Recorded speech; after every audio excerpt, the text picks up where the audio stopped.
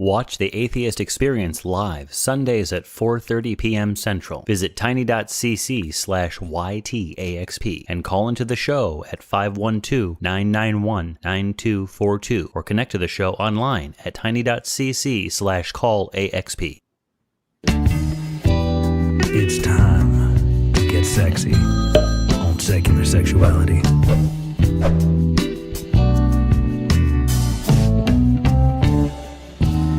Hello and welcome to Secular Sexuality, the ACA show that wants to know if that's a roll of quarters in your pocket or just whatever's turning you on this week.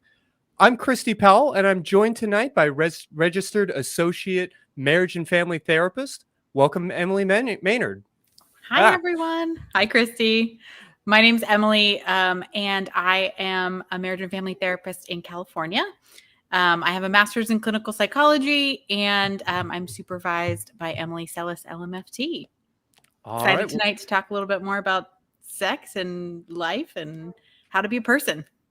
Absolutely. And thank you for being here and for correcting me as I stumble through your name and the introduction and everything else. We're excited to be talking tonight about some of the ways to deconstruct some of the many purity culture assumptions that we make about life, love, and sex. So give us a call.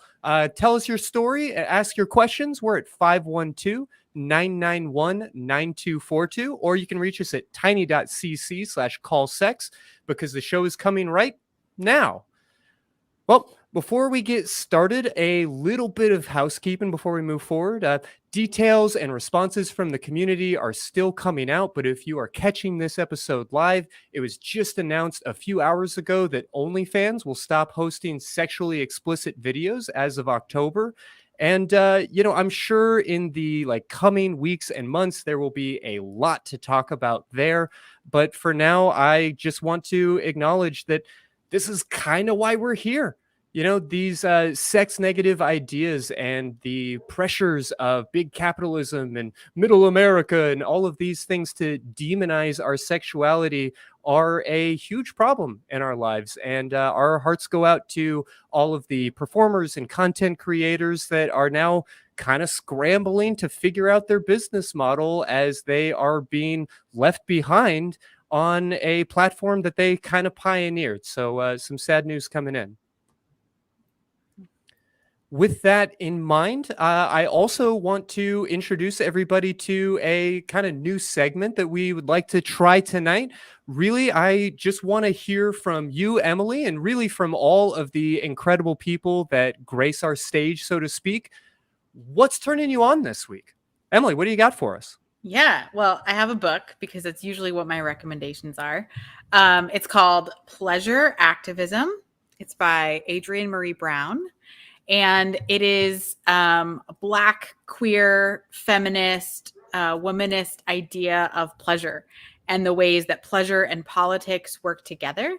And I want to recommend specifically in that some erotic poetry. I think that poetry and words really capture my sexual experience as well. There's something that was easy to sneak as a child growing up in, religious purity culture.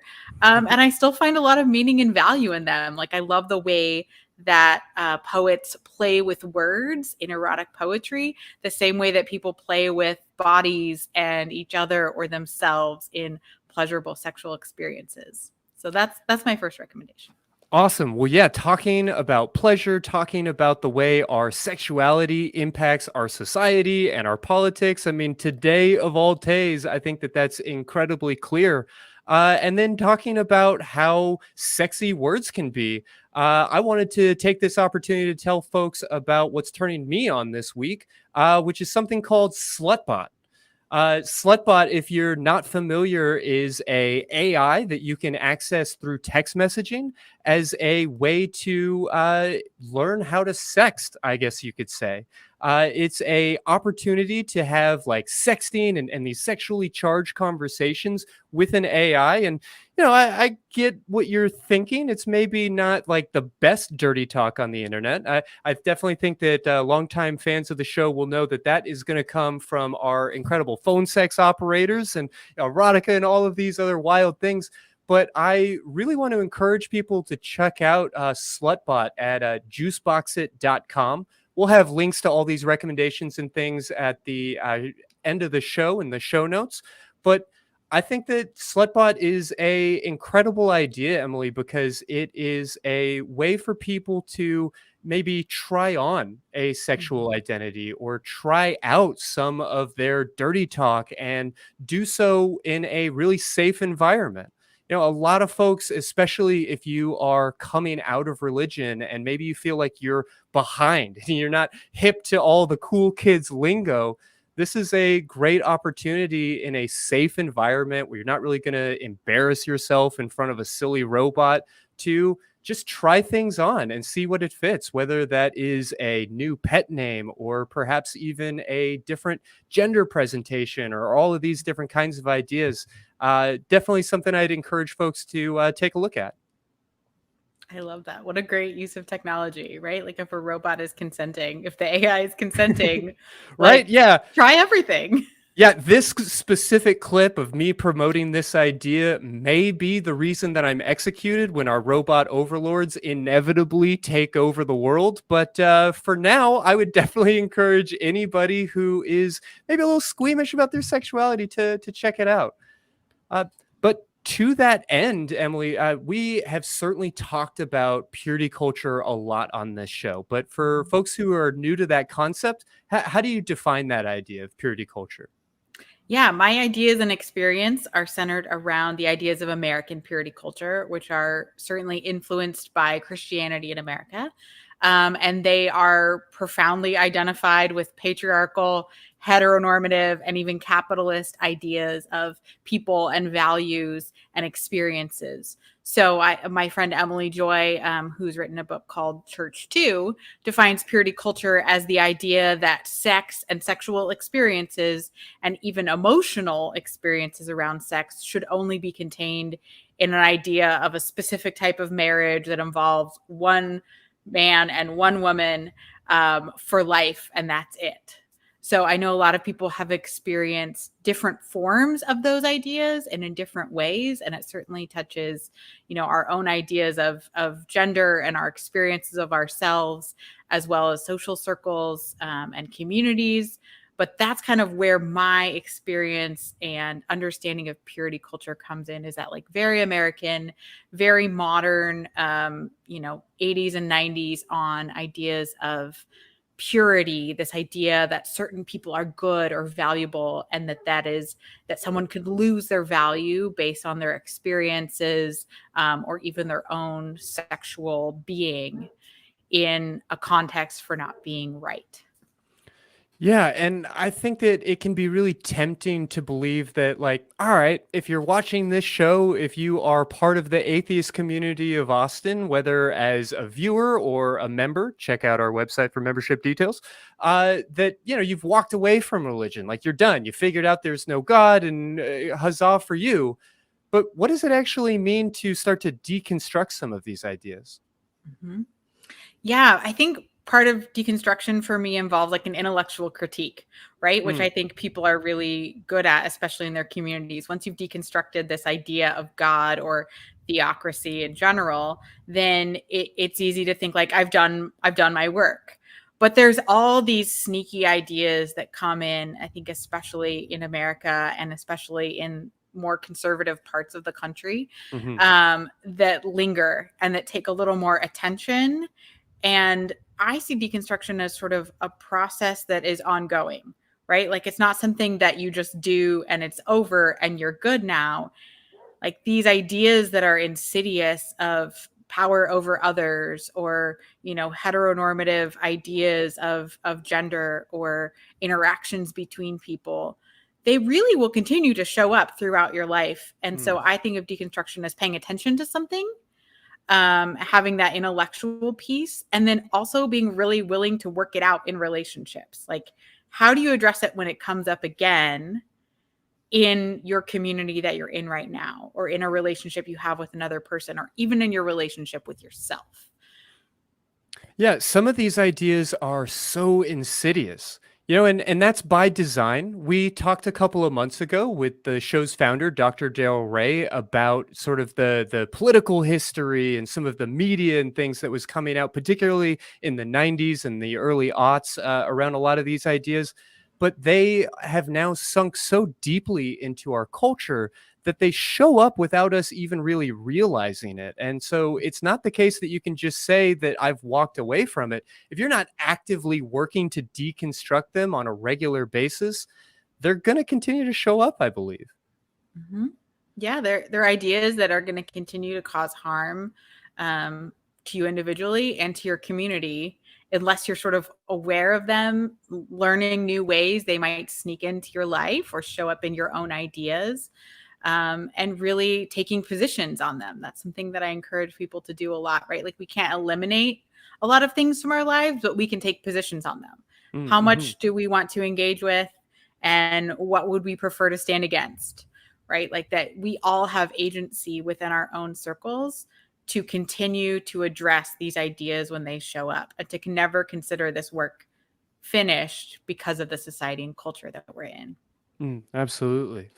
Well, some of the basic ideas about sex that I wanted to break down tonight are first and foremost that masturbation interferes with sexuality. I think that's a really persistent idea in our culture. I also wanted to talk about virginity, or the idea that sex like changes you, as well as the notion that sex needs love or love requires sex. And those two things are necessarily like bonded together. Is there anything that you would add to that list? Yeah, I'm also thinking about an idea that comes up for me that like deconstruction means the opposite of something, and that sex needs to be at a certain frequency or engaged in a certain way in order to be valid in this like deconstructed place. Yeah. Yeah. Well, so let's start breaking some of these things down. I mean, number one, the idea that masturbation interferes with sex. How do you respond to that idea? I mean, I feel like that was something that was very, like it was just very ingrained in me from an early age, right? That like pleasure within your own body, within your own choice or experience was like the ultimate no, right? It was like something that only God would know and therefore was like the most devastating to you as a person. Yeah, when you sin against your own body, you sin in like the most severe or profound ways, according to, the Christian scripture. Right. And I think that ends up even outside of even if you claim to be outside of a religious context, that can look like a lot of disgust towards one's own body or genitals. It can look like a lot of just avoidance or right, this idea that like your body is dirty and requires a certain like, I don't know, segment of cleaning or of avoidance in order to like be made good, or that we should just sort of minimize the experience of like masturbation or pleasure. Yeah, or even the idea that we need to modify our bodies, whether we are talking about circumcision, which is widely practiced in the United States, or a lot of other religious ideas around clitorectomies and some of these like really insidious notions, as if masturbation is bad for you in some way. Or something that I hear frequently is that he masturbates too much, and so he doesn't have enough desire. Like he is not saving his sexuality for his wife, is often how it's framed, which I think ignores the fact that one, masturbation is sex. It is sex, and it is valid in its own right. Full stop. Masturbation is sex, so masturbation cannot interfere with sex. And I think that is such an important message. The other piece of that is that, yeah, particularly when we're talking about penises, we are all at least somewhat subject to the tyranny of hydraulics. Maybe there are only so many erections or orgasms that are available in a day. But you said something before the show about how pleasure begets pleasure and avoidance begets avoidance. And I thought that was incredibly profound. What more can you say on that? Yeah, I think it's something that I've, recognized from my training in clinical psychology, that, you know, as we're talking about human sexuality, right, like we're also talking about patterns of behavior, and patterns of behavior tend to continue. You know, not all the time, not in all ways, but if you have more experience with something, it's going to be easier to continue in that same way. Like our brains are set up with these complex systems of reinforcements and, you know, things that sort of like discourage us from continuing in certain ways.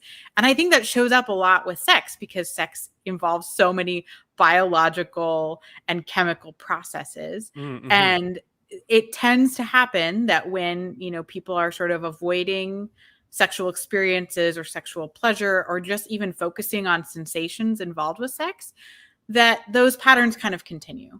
So pleasure is something you can actually grow and develop as a biological skill of connection and noticing and attention and experience. And avoidance, the same way, is also something that will continue in certain ways because it's reinforced over and over again. Yeah, well, I love these ideas, and I know that we could, you know, this is Dr. Daryl Ray's show, so we could talk about masturbation for the next hour and a half and have a really great show. But let's move on to talk about virginity, or maybe the idea that sex changes you as a person. How do you react to that notion? Yeah, I mean, it's a very, like, as someone who is a woman and experienced life in religious culture as a woman, right? Virginity was the most important thing about me, right? That the absence of something in my life or experience was actually central to my whole identity.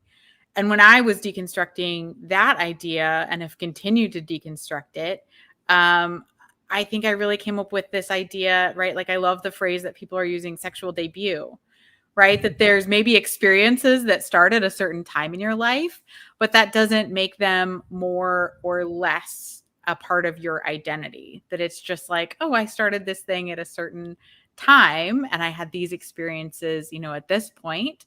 But I think the idea that there's something fundamentally about a person that changes with any specific act of their body is incredibly dangerous, because we know how many people don't get to have choice in their first sexual experiences, or, you know, just face a lot of discomfort, or maybe they're not interested in sexual experiences the same way as, you know, some other people are.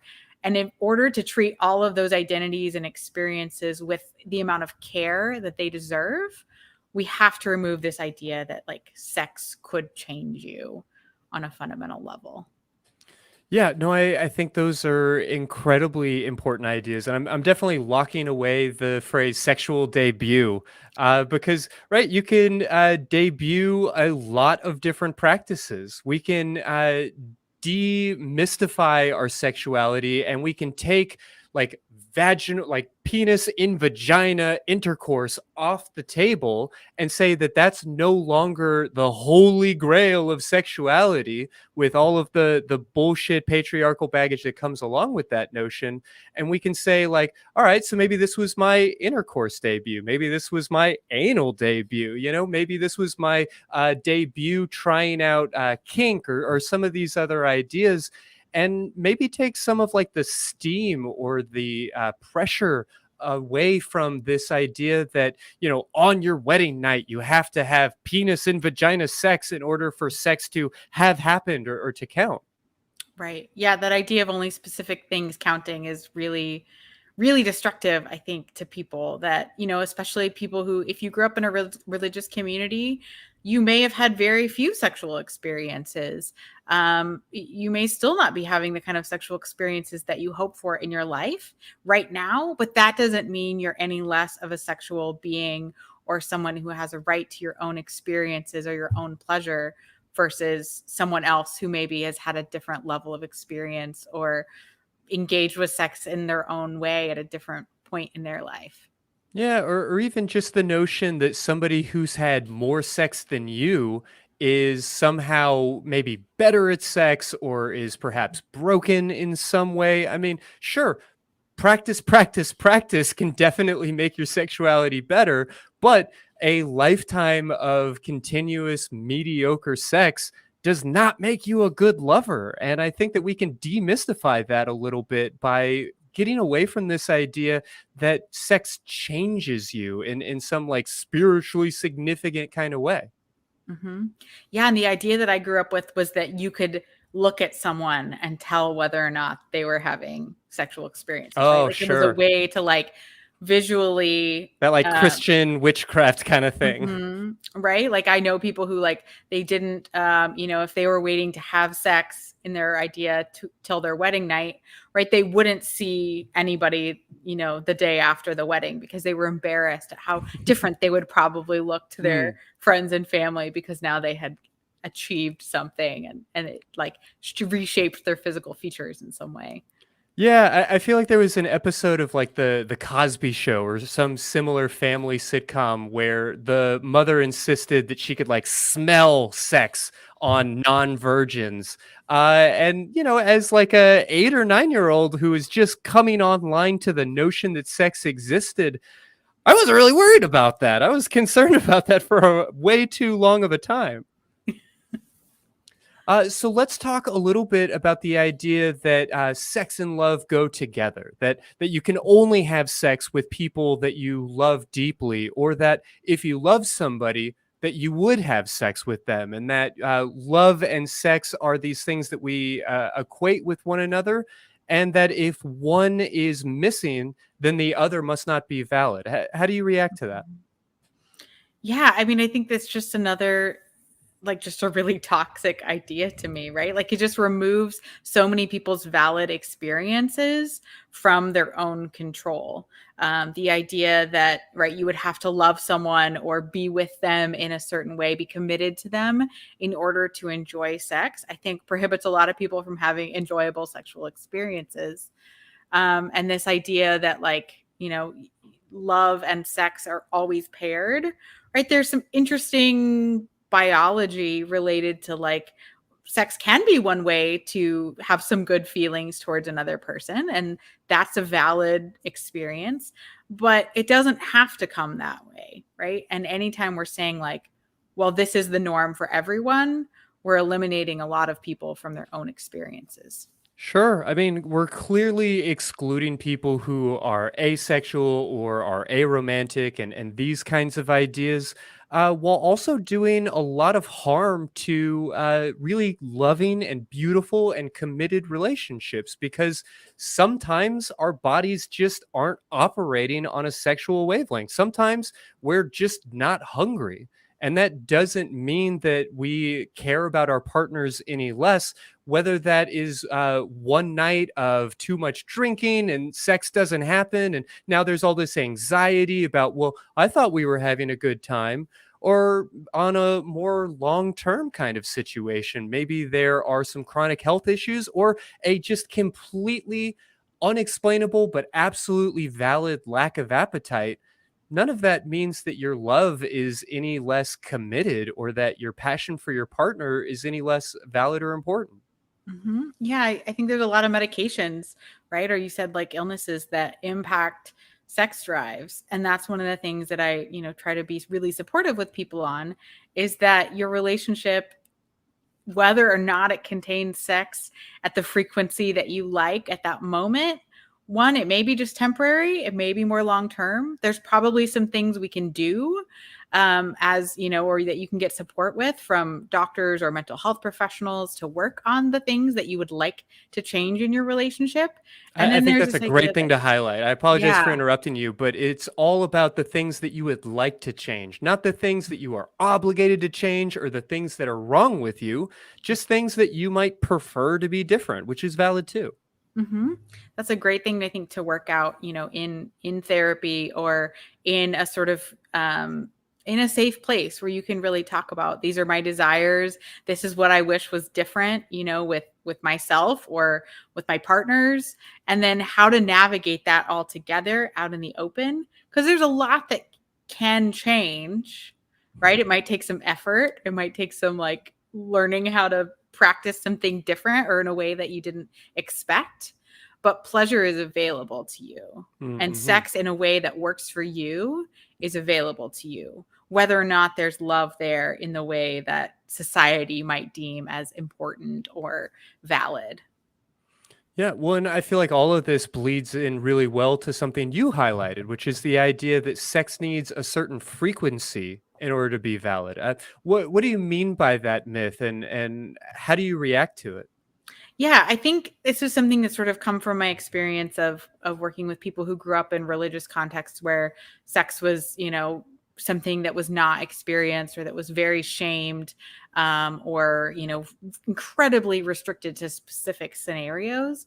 And I think out of that can, in deconstructing that, there can be this idea that sex should happen all the time, or that sex, needs to be in a certain way, or when you deconstruct these ideas, you don't necessarily have to then believe that only the opposite is valid, right? That your sexuality is valid and important, whether you're having a lot of sex and you love that, or whether you're not. And so I think particularly in relationships, like, it can be very destructive to say, like, well, our relationship is struggling because we're not having sex. That may be the case, and that may be something you want to discuss with your partner or partners and someone who's trained in having these conversations well. But also, you can have a great long-term stable relationship with partners and have that not involve sex all the time. Yeah, fair to say. Well, we've already got a pretty good stack of calls lining up. So let's start by talking to a friend of the show, Jack. Jack, you wanted to talk a little bit more about the news coming out of OnlyFans. What's on your mind tonight?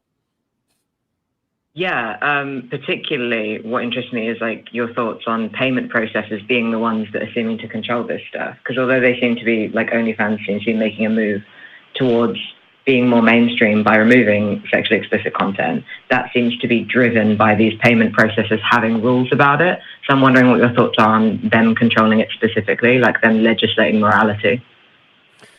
Yeah, I mean, I definitely want to dive a little bit more into some of these details, but at the same time, I don't know how much is going to really surprise me. I want to point out that we actually kind of predicted that this was coming.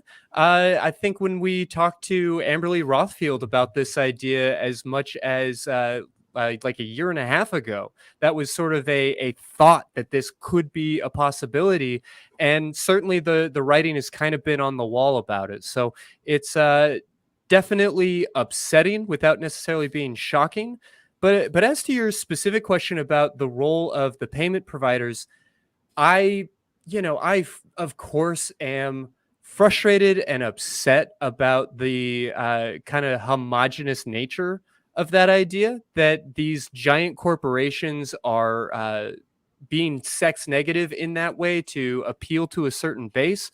But I think even more significantly, without knowing all the details, and while we're still in sort of this like preliminary stage of putting our thoughts together, it feels like this is not entirely different from the situation with Tumblr and Fosta Sesta, just in the sense that the financial deplatforming was what ultimately drove the decision.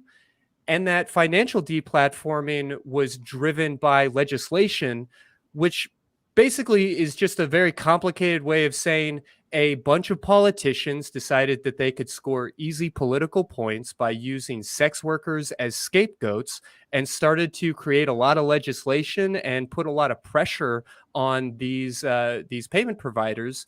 And now they have all gotten in line. I know you definitely have a good bit of experience here, Jack. I mean, what are your thoughts? Yeah, I mean, obviously anger at this, but again, a lack of surprise. I remember it being talked about on the show and also in sex worker circles in general.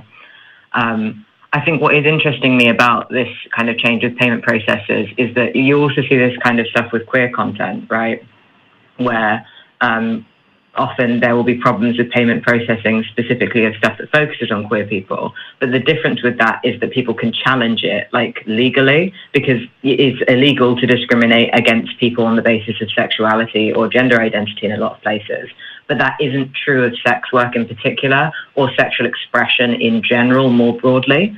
So I'm wondering, like, in general, if any of you have thoughts on making that something that is protected, like sexual expression or sex work specifically, maybe, as a way that would allow people to combat stuff like this and sue payment processes even.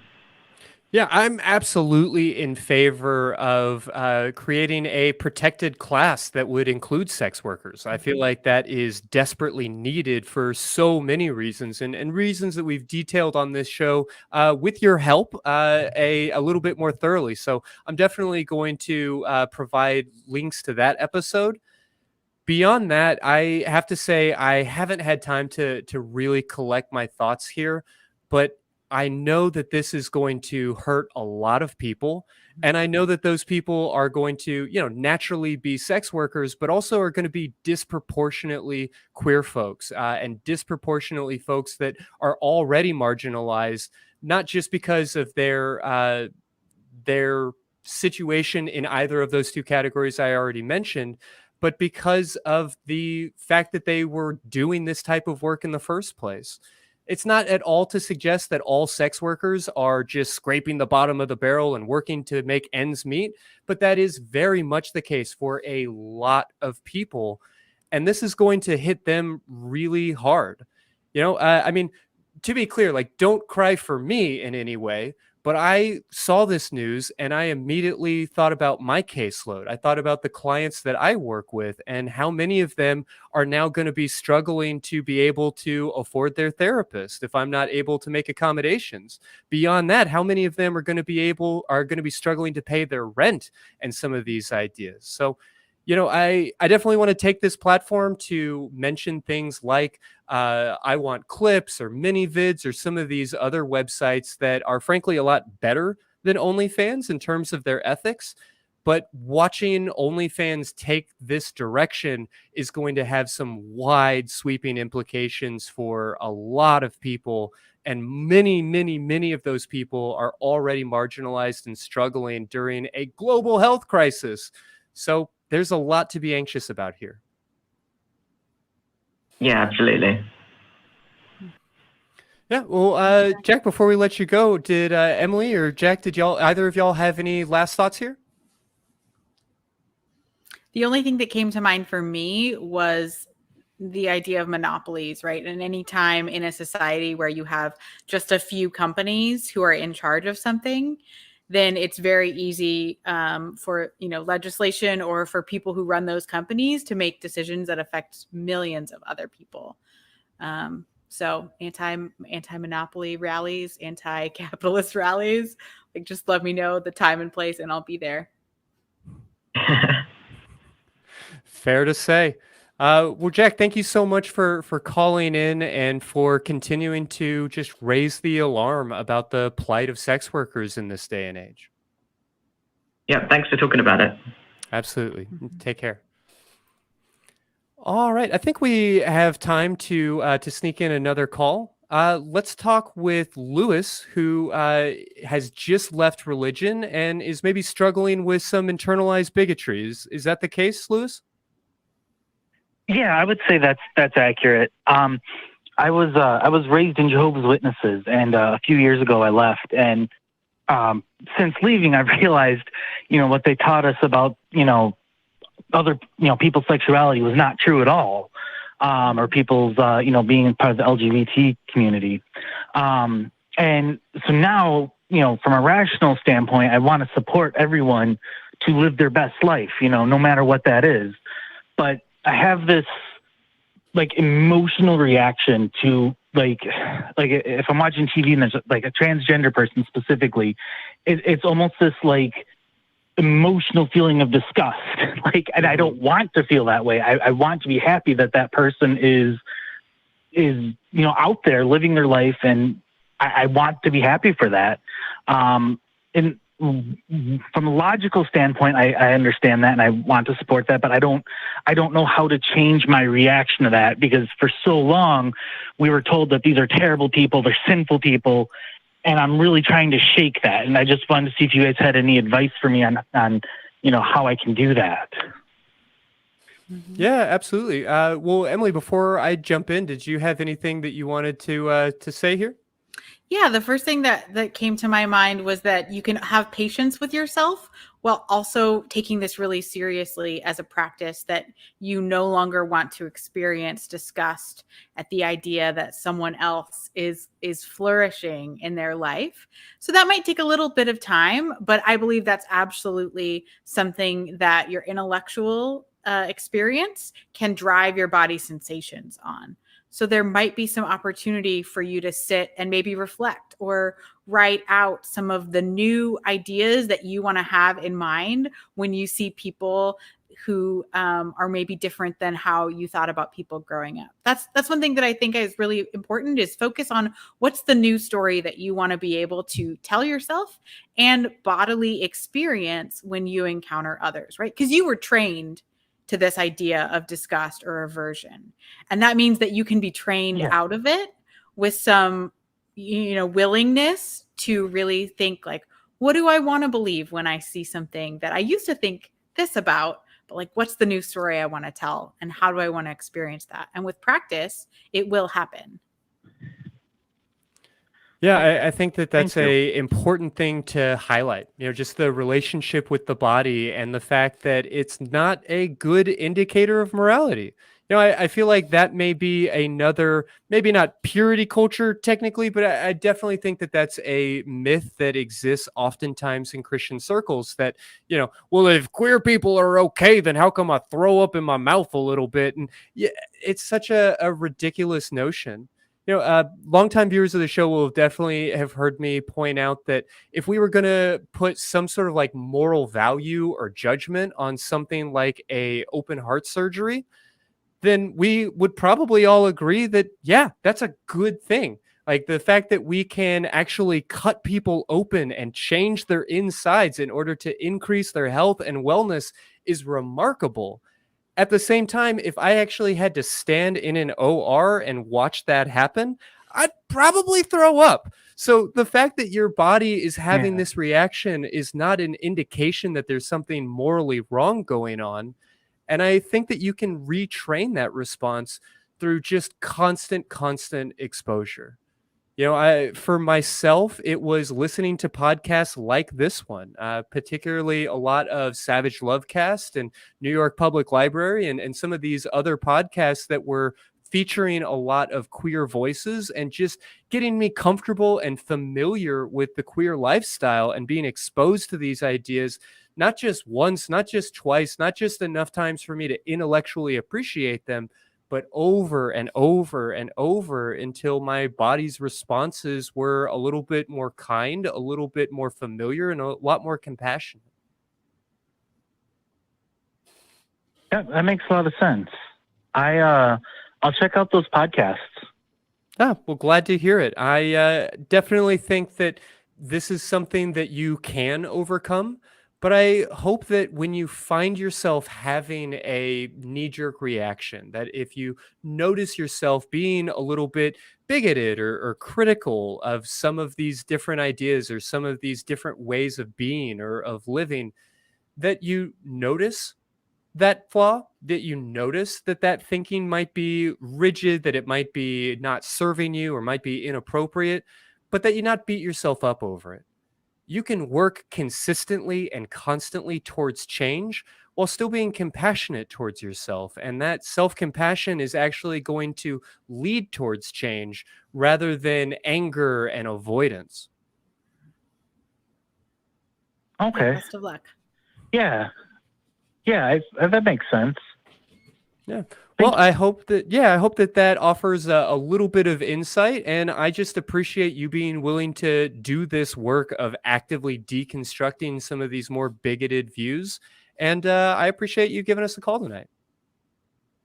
Yeah, thank you for your input. I think that's very helpful. Thank you. Absolutely. We have a great night. You too. All right. Well, it's that part of the show. Let's take a look around the ACA and see some clips of what's going on the rest of the network.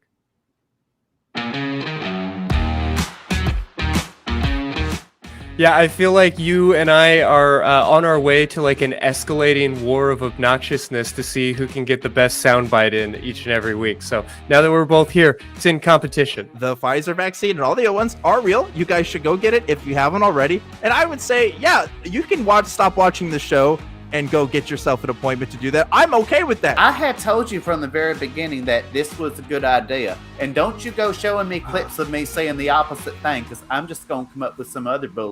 I don't give a about Matt Dillahunty right now. All right? Let's forget No about... offense, Matt. Yeah, No no, offense. well, you know what you can do, Matt. The next time God shows up, ask him why he's a who will show himself to you, but not to me, and then ask him what number I'm thinking of, and call me back.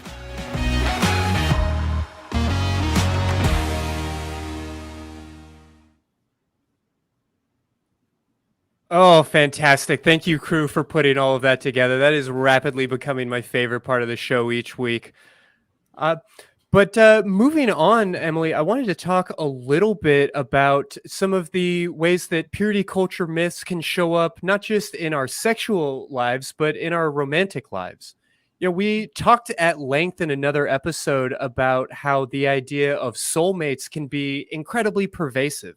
Even people who don't believe in it can be impacted by it. And a lot of these things that we're talking about can be really sneaky and challenging to even notice in our relationships. So tonight, I wanted to, in particular, talk about the belief that there is like a right way and a wrong way to date, that there's like some prescriptive, natural order, God ordained sort of notion about the relationship escalator and some of these things. I wanted to maybe talk a little bit about the idea that love is like a limited resource, or that you can only love one person.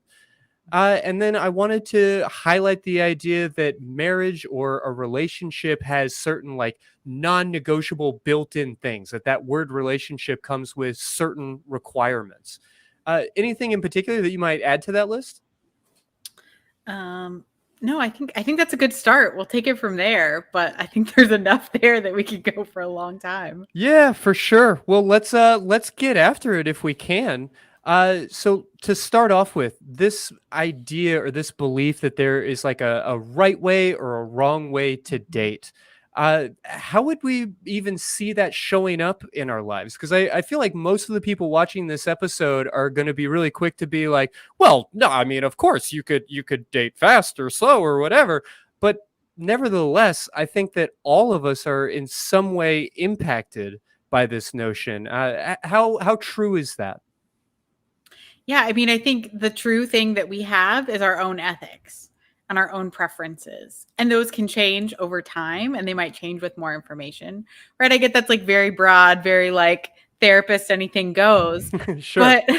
But what I mean by that is, right, like I came from this idea, probably a lot of people did, that dating only looked one way. And then I grew up in a sect of fundamentalist Christianity that didn't even believe in dating. Right. The idea that I heard growing up was dating is just practice for divorce.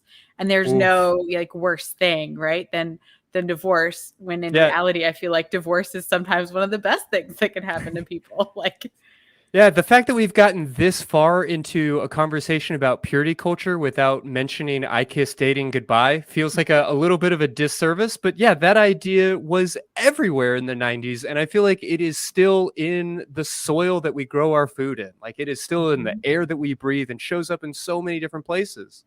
yeah. And I think a lot of those ideas sort of jumped into the broader culture, because I knew people that didn't grow up religious that still had this idea that like dating too many people was bad, or that it would somehow like damage you emotionally if you dated a lot of people while you were young in particular.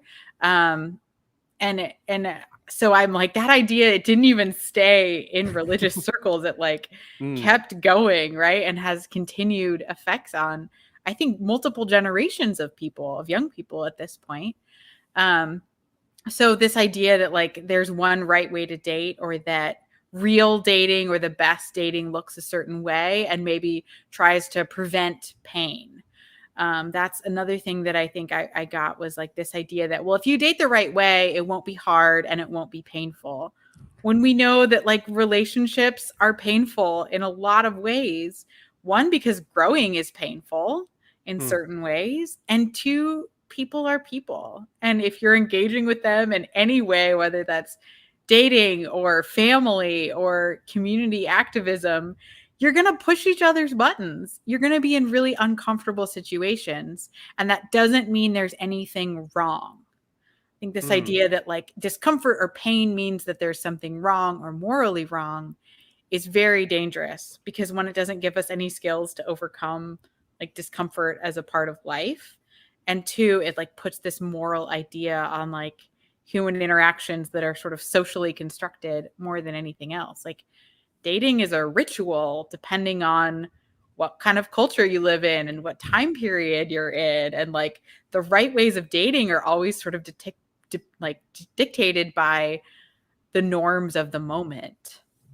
Yeah, and they're going to differ from person to person. So if you have two different people that both believe that there is only one right way to date, but it's their way and not their partner's way, you're going to end up with all kinds of misunderstandings and conflicts. And it can kind of create this notion that, well, my partner doesn't care about me, or my partner doesn't love me correctly because their love doesn't fit into my box. And instead of negotiating these things, instead of like asking for what we want and talking about what we don't want, we instead just assume that, well, because they're not loving me the right way, then they must not actually love me.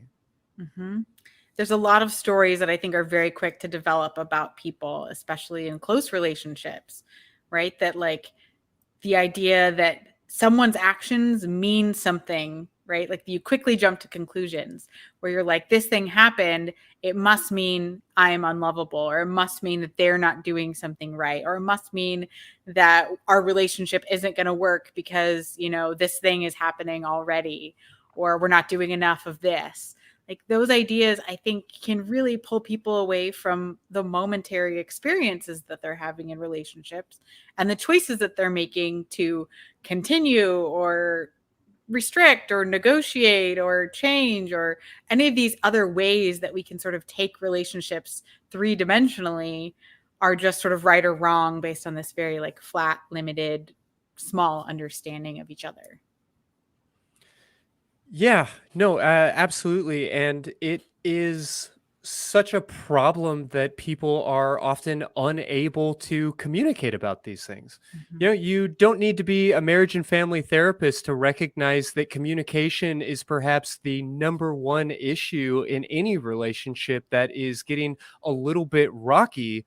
And I feel like you have to become aware of some of these assumptions, some of these purity culture myths that get really embedded in us in order to be able to talk about them. So that's part of why I feel like this work of deconstructing is so important, so that we can begin to recognize that there are differences between what we believe and what the person we're talking to believes, rather than just assuming that there's like some proper, right, natural order, God ordained strategy.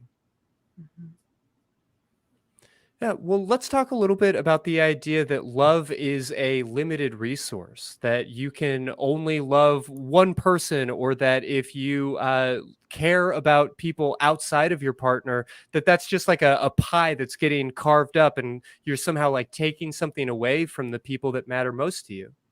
Mm-hmm. Right. The idea that monogamy is the only right way to live, or like alternately that like monogamy has no value and should not have any value to people, are both, I think, ideas that like just get really messy and destructive really fast. Anytime you're dictating the right or wrong way for somebody else's relationship, you're gonna end up in some trouble. You're gonna sort of miss out on the fact that people are going to have different experiences of relationships at different times. Like if love was truly limited, you wouldn't be able to have friends and family and a partner or partners, right? But plenty of people do and can thrive in those situations.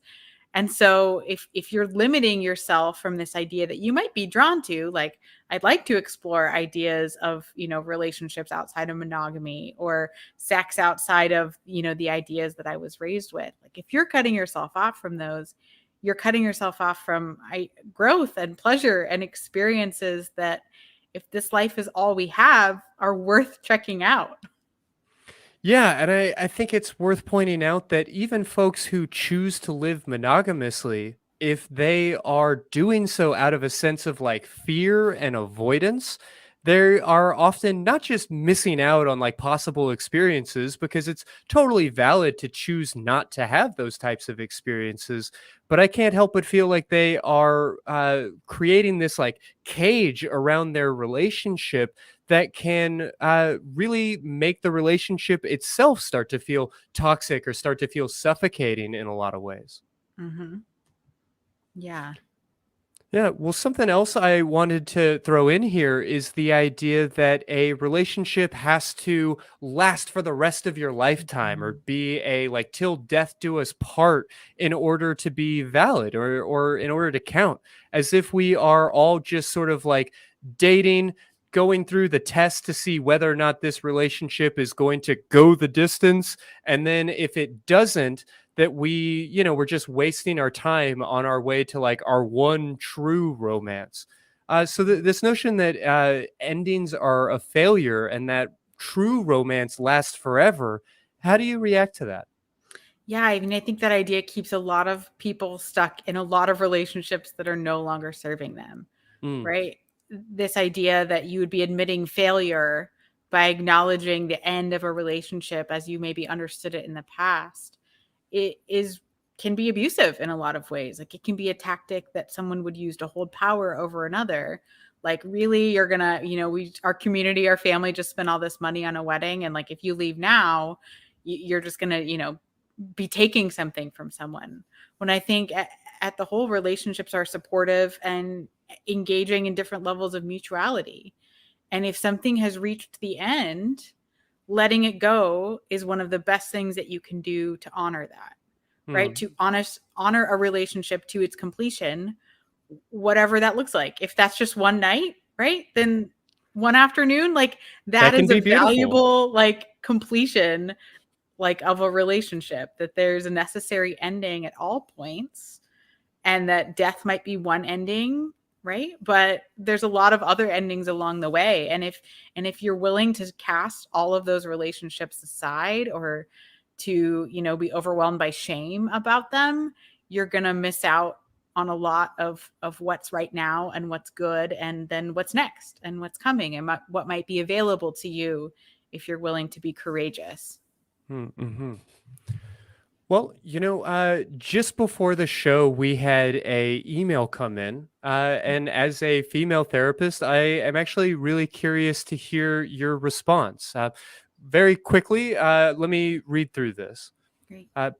It starts off, "Hi, I see a therapist for depression, which has really helped me. I am a 51-year-old man, and my therapist is a 26-year-old woman. I'm very attracted to her, and I think she has feelings for me, but I'm not sure. She has a live-in boyfriend and rarely talks about him.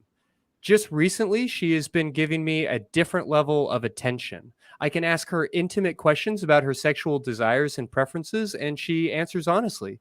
We text each other all the time. She even takes me to physical therapy appointments. I don't know what's going on here. Is she sending signals and waiting for me to take charge and ask for a real date?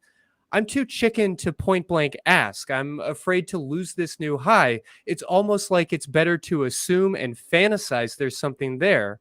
It would be devastating to learn she is just being nice. What should I do? How can I lightly test my hunch without blowing this up in my face? Signed, confused and in love." Whew, lot to unpack there. How do you react to that? I mean, the first thing that comes to mind is like, if I'm just working backwards, like, why would it be devastating to realize that someone was being nice to you?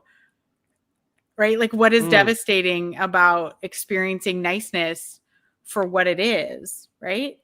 Like, why does that seem less valuable than, your idea of fantasy and love? The next thing that comes to mind is, depending on, a person's employer and the way that they are working as a therapist, there might be some, extra support that comes with that. So depending on your context, in social work, there might be times where you're in someone's home to give them the care that they need, or to be a resource for them, or to help people navigate appointments, things like that, that might be just part of this person's job. So there's a lot of like reading of signals and in developing of stories, right? That's a great way of framing it. Yeah. And so we can kind of have a discussion about like, well, do these signals all mean this story that this writer has? My first inclination is that it probably doesn't. That would seem very unlikely, and it would actually cross a lot of ethical, legal, and moral codes, right? That as therapists, we have unique positions in people's lives. We have unique power. And that means we have a very specific set of requirements that says how we get to navigate and interact with people. And falling in love with a client or starting a relationship with a client is unacceptable in any code of practice in any state that I know of, right? Yeah, Because no, it is- that's worth just underlining and highlighting over and over, that it would be unacceptable for this relationship to move forward. I might say that it's okay to have a crush on your therapist. It can really get in the way of the work that you're doing. And if you are at this place where you're having these like anxious romantic feelings, it might be a good idea to move on to a different therapeutic relationship. It seems unlikely to me that this therapeutic relationship is serving you.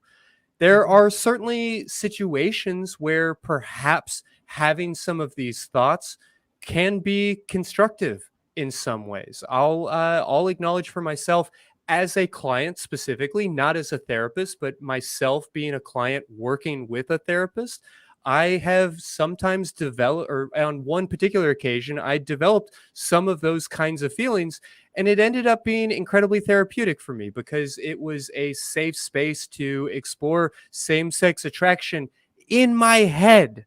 In reality, to move forward with this relationship would be incredibly inappropriate. And even if there is some version of this somewhere out in the multiverse where you could possibly have a great experience together, the reality is I wouldn't want to be in a relationship with somebody that would be so willing to throw away their career and violate their ethics and their moral standards in order to be with me. So to Confused and In Love, I want to extend to you some empathy and some concern, while really, really suggesting to you that you reevaluate whether or not this therapeutic relationship is actually serving you, and strongly insisting that you not move to move further with any of these romantic feelings.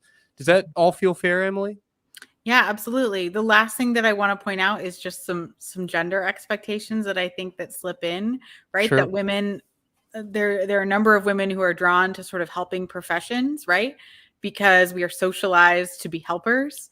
Like anyone who's raised in the set of expectations that we give to women or to girls is going to have, like, you sort of have to learn how to nurture to survive in a lot of situations. And I'm thinking about how people are drawn to professions where they get to do what they're good at for their job, right? Like I'm one of those people.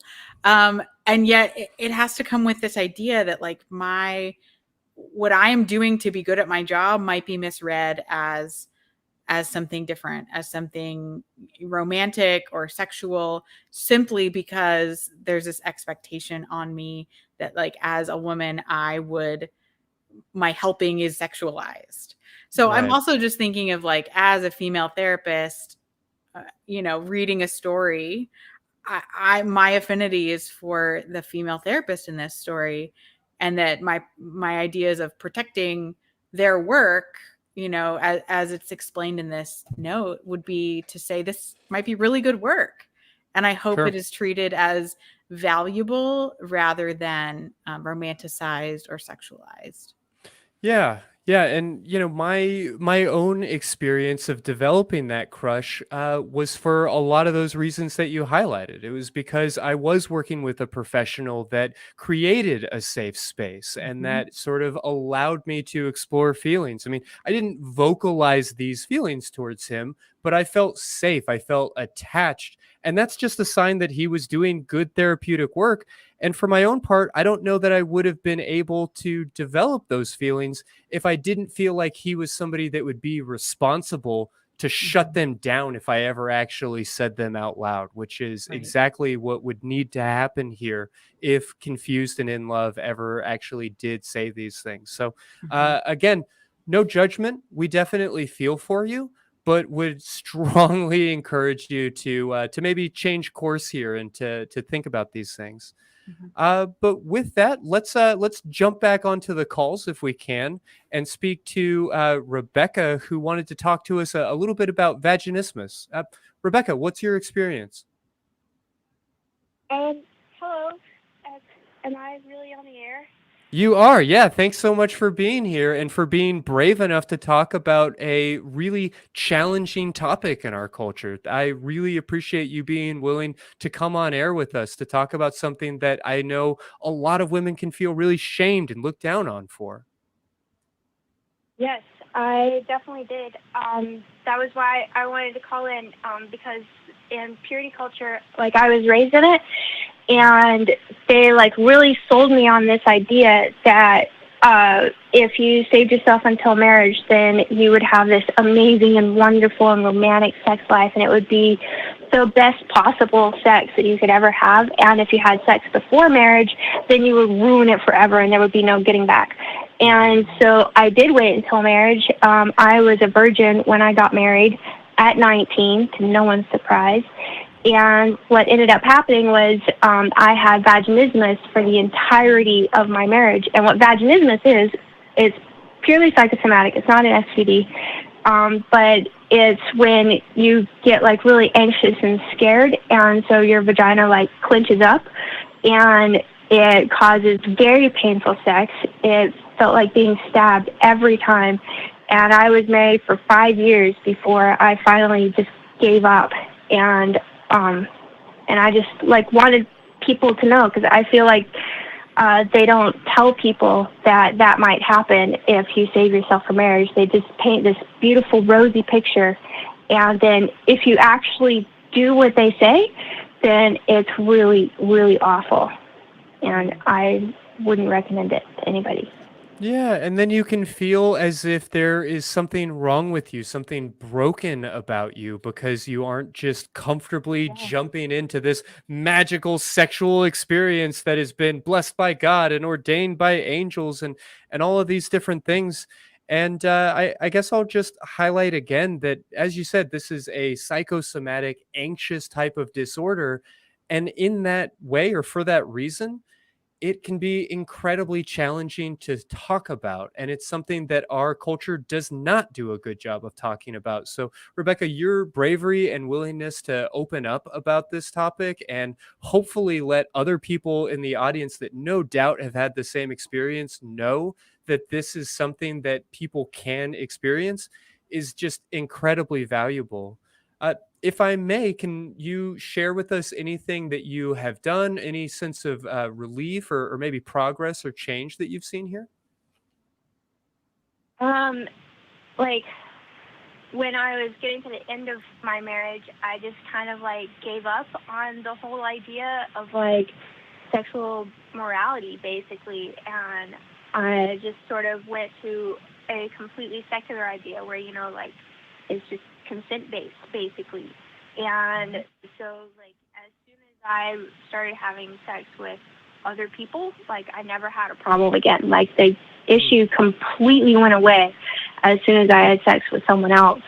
But like you mentioned, like, the shame was so bad. I didn't tell anyone that it happened to me at all for like several years after my divorce. I don't even know if my husband knew about it, because like, you know, I could still actually do it. But like, and another part of it was I got married before Google, was like really a thing. Sure. And like, so I wanted to find out what was happening to me, but I couldn't go and tell anyone because I was too ashamed. And so I went and like tried to find these books and stuff. And like, I just really feel like people are sort of hiding this information, because I could find these books on sexual health, and they would have just chapter after chapter on all of these horrible STDs and how horrible it would be, you know, if you had sex with someone outside of marriage. And then I managed to find a paragraph in a book that was thicker than a dictionary, like one paragraph. And I was like, oh yeah, that's what I have. And apparently there's nothing I can really do about it. It's just in my head. And it was a really terrible experience. And I just really don't like the way that they don't give you the full information so that you can make your own decision and be like, well, that would be okay. I would like to run the risk of having vaginismus, so I'm going to try to save myself for marriage. Like, they don't tell you that. They just paint this rosy picture, and then when you get there, you can have sexual dysfunction. And like, I've talked to men, like, men aren't exempt from this just because they don't have vaginas. Like, they can get erectile dysfunction and delayed ejaculation. Like, that's their side. And they just don't mention this at all. And I don't like that. So I called in to tell you guys. Yeah, and you are part of the solution here for removing some of that shame and for letting people watching know that this is something that that you can find relief from. So I am just incredibly impressed by the fact that you have been able to overcome this, and incredibly grateful to you for sharing your experience with us. Thank you so much for giving us a call and sharing all that with us. Thanks, Well, Rebecca. thank you for having me. I just really wanted you guys to know. Thank you. Thank you. Absolutely. Yeah, you have a great night. Thank you again. Yeah, Emily, this is I think a much more common issue than people realize, and something that really loves to live in the dark, that really thrives on shame and on people being unwilling to acknowledge it. So the very fact that Rebecca was able to say it out loud lets me know that she's, you know, made some like meaningful change and progress. But I guess I just want to say to anybody watching, if you are having pain during sex, that's not necessarily a sound the alarm, there's an emergency type situation, but it's probably something to be curious about. And it's likely that there is the possibility of relief, but that's only going to come if you are able to recognize the problem, that if you are able to allow that pain to be there, to investigate it a little bit, and to provide yourself some compassion and to seek out some support. Is there anything else that you might add to that before we take the final call for the night? Just that it really does matter that your sexual well-being and sexual satisfaction are cared for, right? That there are people who are trained in difficulties. They're probably not as unique as you think. And that means that there are, you know, well-educated, well-licensed, ethical practitioners, you know, from mental health to medical systems, or physical therapists that can help you learn to live with whatever is distressing you, or live around it or reduce that distress. That there actually is help available. It might take a little bit of you know, difficulty to navigate medical systems and to get access, but you don't have to suffer alone. And that sex isn't something that should be, you know, painful in a way that's disruptive to the way that you want to experience it. Yeah, and you know, we don't have time to do an entire episode about this notion tonight, but you highlighted something here that I think is worth just saying again. It can be really challenging to find medical providers that take women seriously in these types of situations and that are able to be compassionate and provide support. And I hate saying that. I hate even presenting the idea that might discourage women from seeking support.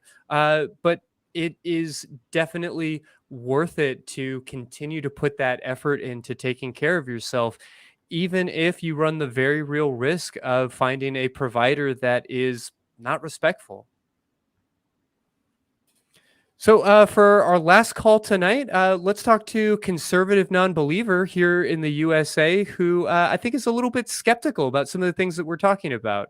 Is that fair to say, conservative non-believer? Absolutely fair. Thank you, Christy. Hi, Emily. The reason why I called was early on before the show broadcast, you guys put up purity culture as if it was a negative thing. And I don't know why it's negative. And if especially Emily, can you explain to me what's negative about purity culture? Well, I'm going to give you a little bit of a leash here, sir, while pointing out that if you've caught the last hour of the show, we've highlighted a number of the problems. A caller just a moment ago discussed how her sexual experience was in many ways devastated by a lot of the beliefs that we are lumping together under that title of purity culture. So help me understand where the confusion might be here. Thank you, Christy. And I just want to say I've watched for a while, Emily. I think you're a new co-host and very good stuff tonight. I'd like to talk more about some of the things you talked about. But isn't it true that people that abstain from sex are less likely to catch hepatitis, AIDS, and especially in a culture today where we're worried about viruses such as COVID? Shouldn't there be more of awareness to people having sex that venereal diseases are a threat? They follow venereal diseases are a threat. Absolutely. I would also say that people So who don't eat are much less likely to get food poisoning. I don't necessarily know that means that abstaining from food is a good idea. Sexuality is an inherent part of our humanity. So this feels like a talking point in search of a point. I'm really struggling with where you're going here. No, I think I do have a point. I think that because sexuality in today's cultural acceptance is open, but there is nothing wrong with somebody abstaining from sex, no matter what. Agreed. Right. Now, I'm not a believer, just so you know, but it seems like this show is promoting having sex even if you don't want to. If you can find me in the thousands of hours that we have published online, a single instance of me encouraging people to have sex that they don't want to have, you and I can have a very different conversation. Until that moment, I will encourage you to keep watching and to recognize that people's sexual choices are valid. And that's what this show is here to promote, the notion that we have choices, that we have bodies that are in search of pleasure, and that there are healthy and responsible ways to facilitate that, to facilitate the love and the romance and the connection that can often come with our sexuality, and to mitigate the risk presented by things like STDs and some of these other ideas. Now, before we move on for tonight, is there anything else that I might be able to clear up for you? No, I just want to say, Christy, I agree with everything you just said, but I don't believe that you've addressed my question. And one more time, that question very succinctly is what? Is there something wrong with purity culture? Yes. Yes. There are so many absolutely. things wrong with purity culture. We've got hours of tape on the idea, and I would definitely encourage you to perhaps give it another look. I do appreciate you presenting these ideas, and I really appreciate you watching and agreeing with me so ardently while perhaps struggling to wrap your mind around some of the things that we're talking about. Please take a look back at this episode again and see if it perhaps offers a little more insight. We're going to move on for the night, but please take care.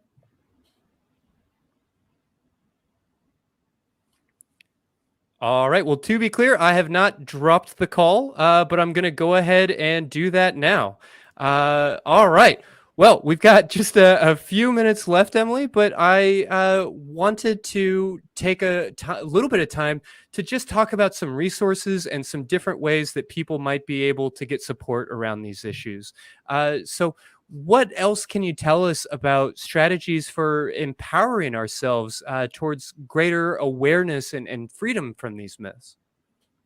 Yeah, I think there's some great books that have been written on these topics, specifically from the evangelical Christian perspective, which is where most of my knowledge is. So I always recommend the book Pure by Linda K. Klein. The book Church 2 by Emily Joy Allison came out earlier this year, and it's a very well written, well researched look at how purity culture specifically leaves people and churches and communities and systems open to abuse, and how those two things are actually tied very closely. That purity culture, doesn't actually disempowers people to the point of making them vulnerable to abuse, and then what to do about that, right? There's a lot of websites and resources. I always direct people to maybe think outside the box a little bit. So if you're someone who grew up in a white community, a white church, make sure that your deconstruction is not just following other people of the same ethnicity or culture that you are. None of this is new, right? There have actually been people critiquing cultural norms for generations.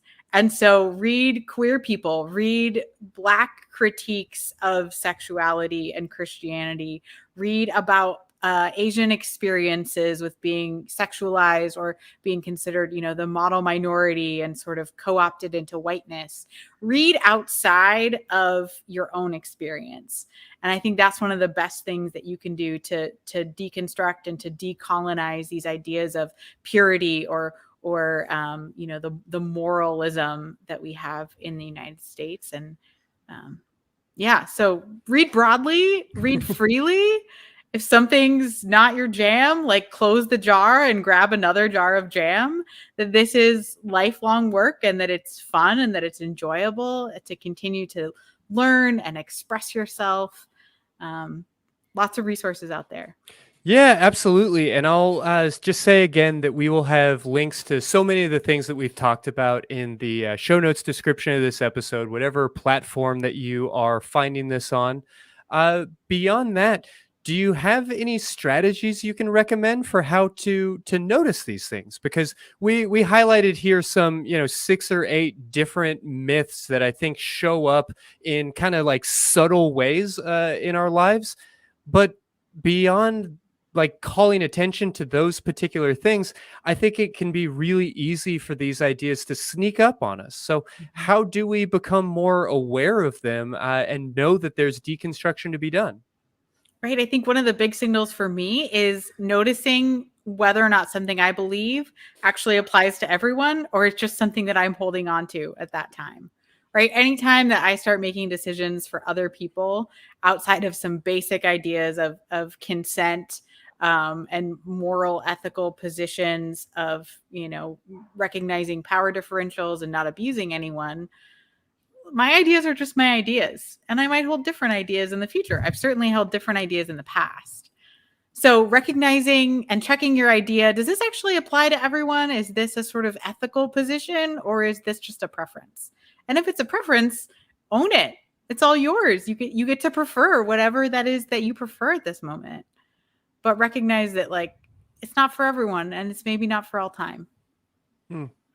Yeah, that is fair to say. I, now that I'm this sort of pseudo quasi celebrity with the Atheist Experience Network, I have thought about whether or not I should go back and maybe get rid of that old Twitter account or some of these different things.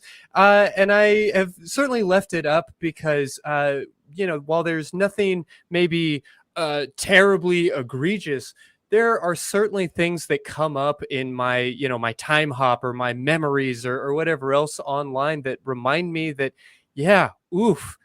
I definitely had some very different beliefs than the ones that I hold now. And I think that this is a ongoing mission. You talked about the notion of deconstructing as a like daily ongoing task. And I want to encourage everybody watching this show to keep watching shows like this, to keep exploring, to keep questioning, to continue to be skeptical about what is healthy and what is serving you now, here, and today, because these are complex issues and our culture is always moving forward, but not necessarily in the right direction, just forward. Well, beyond that, before we wrap up for the night, were there any final thoughts that you'd like to leave the audience with? Yeah, I'm just still resonating with this idea of pleasure, as I have been for a few months, just like different readings. I like to sort of find an idea and then just see where it shows up. But pleasure is valuable, and I think pleasure is a resource, and pleasure will lead to more pleasure. Pleasure in sex and outside of sex. Like, what is pleasurable in your life? What is pleasurable in the world? What should we offer and encourage more pleasure in? And if you follow that idea, you'll probably have a lot of fun, and hopefully it will give you a lot of enjoyable experiences to take through some of the difficulties that we're also facing now. Yeah. Well said. It can seem frivolous from the outside, but I can't help but feel like the responsible and ethical search for pleasure is what we're here to do. It's the meaning of life, in that life has meaning, whatever we construct that to mean. I think that the seeking out of pleasure, whether we're talking sexual, romantic, or otherwise, is terribly central. So thank you so much for sharing these ideas with us and walking us through all of this. I'm going to give our crew just a moment to throw some links up on the screen, but tell folks where they can find out more about you and about your work. Yeah, the best way to find me is on Instagram right now. I'm Emily Maynard _THX. If you are in California, I can only work with clients who are in California, but if you are and you're interested in having more of these conversations in a therapeutic context, feel free to reach out. You can contact me through my Instagram. There's lots of ways to find me and find more about my work if you're interested in working with me. Beautiful. Well, we saw a bunch of clips from around the ACA, and I definitely want to encourage folks to catch more of these shows. One of the best ways to do that is by going to tiny.cc/AEN podcasts, where you can see all the different shows from across the network. I'd like to take a moment to call out the Facebook Secular Sexuality fan group, where I will no doubt over the next couple of days be angrily discussing what's going on with OnlyFans and across the world of sexuality. I also want to say that if you are catching this episode live on August 19th, that as soon as we wrap up here, we're going to be jumping into the ACD, which is a fan-run Discord server. You can find it tiny.cc/ACD Discord. And of course, we'd love for you to support the show, to wear your secular sexuality merch, which you can find at tiny.cc/merchaca. And then, of course, the most important part of every episode is this moment where we recognize our incredible crew that helps us to put all of this together and look as if we know what we're doing. Thank you all so much. We appreciate everything that you do, particularly the dogs, slightly less the cats, but definitely the humans as well. And with that, Emily, it's time to thank people for being here. I certainly want to thank you for being here and encourage everybody watching to take a quiet moment to themselves and give themselves a big old orgasm. Or better yet, give somebody else one.